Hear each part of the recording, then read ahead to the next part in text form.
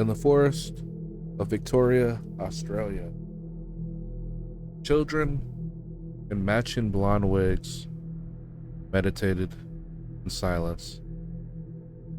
They believed they were chosen, but what they didn't know was that their entire childhood had been stolen.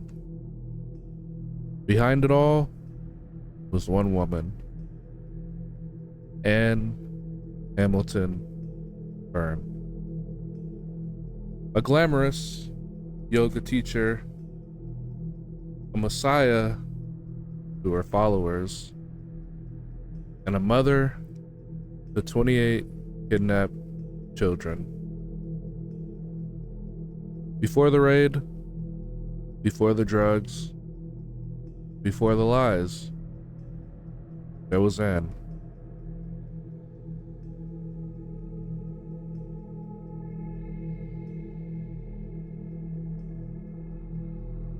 But who was Anne Hamilton Byrne? Born Evelyn Grace Victoria Edwards in 1921, Anne's childhood was marked by poverty. Her mother was institutionalized with schizophrenia. Her father abandoned the family. Anne grew up very tough and learned early how to manipulate appearances. In the 1950s, she reinvented herself as Anne Hamilton Byrne. Beautiful, elegant, and hauntingly persuasive. She became a yoga teacher and spiritual mentor to Melbourne's elite. But Anne wasn't just selling meditation. She was building something way more sinister. She was building a cult. She told followers she was the reincarnation of Jesus Christ, the female embodiment of divinity. Her charisma attracted doctors, psychiatrists, social workers, and even a few judges. These weren't just fringe believers. These were powerful people, and they were all under her spell.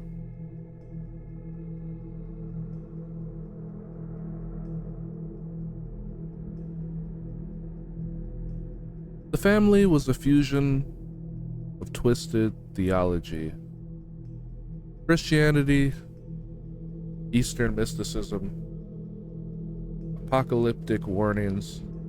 Oh, they had it all. And it all centered around one person, Anne Hamilton Byrne. Followers believed they were chosen, the spiritual elite.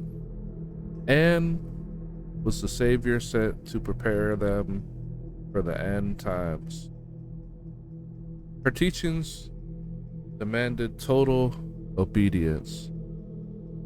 Doubt was betrayal. Disobedience was damnation.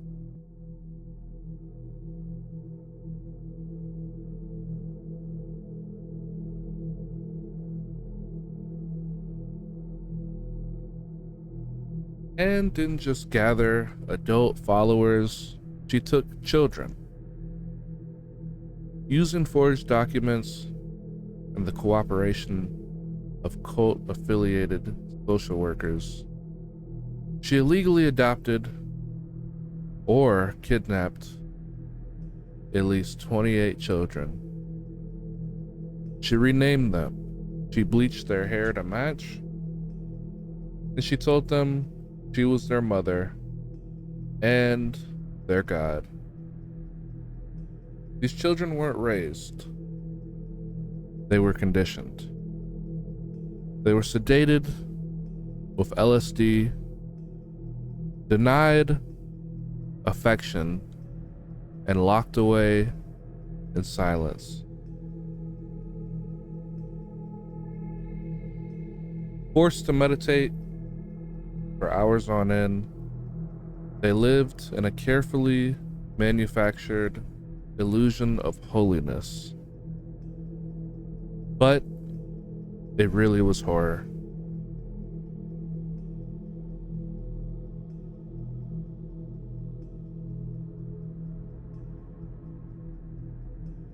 Daily life was brutal.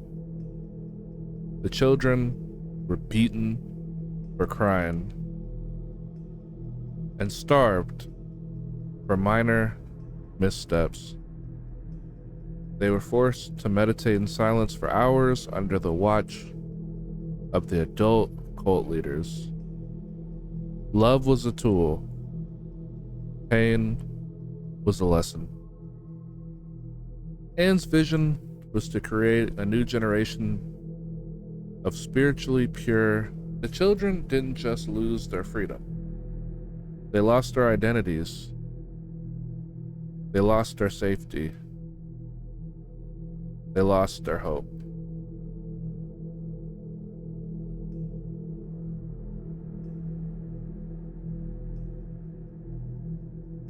In the 1980s, whispers began to surface. Two detectives, Lex D. Mann and Peter Spence, took interest in anonymous tips and ex-member confessions. From 1987, they investigated the cult, and eventually, in 1993, they raided the Lake Eldon compound. Inside, they found 6 terrified children, and the carefully constructed illusion began to unravel. Where was Anne?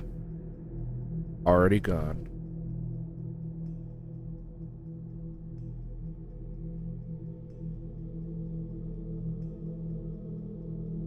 At this point, Anne knew the walls were caving in.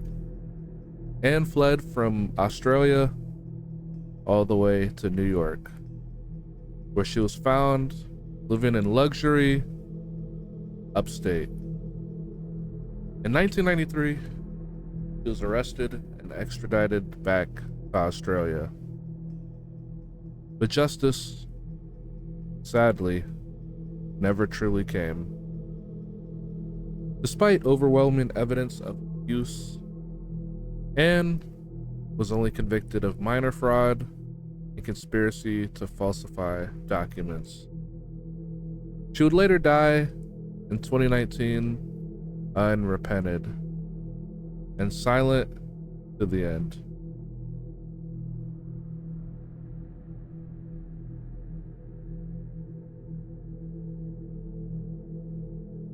For the children of the family, the past doesn't fade. Some have come forward, others remain in silence, and they all carry scars that no sentence, no headline, and no apology could erase. Anne Hamilton Byrne wanted to be remembered as divine, but history has another name for her: a thief of childhoods, a self-made god, and a predator in disguise. And if you found this video informative, consider subscribing for more true crime deep dives into the darkest corners of history. And if you like us to cover other cults or psychological case studies, drop a comment below. Thank you for watching. Stay curious and stay grounded.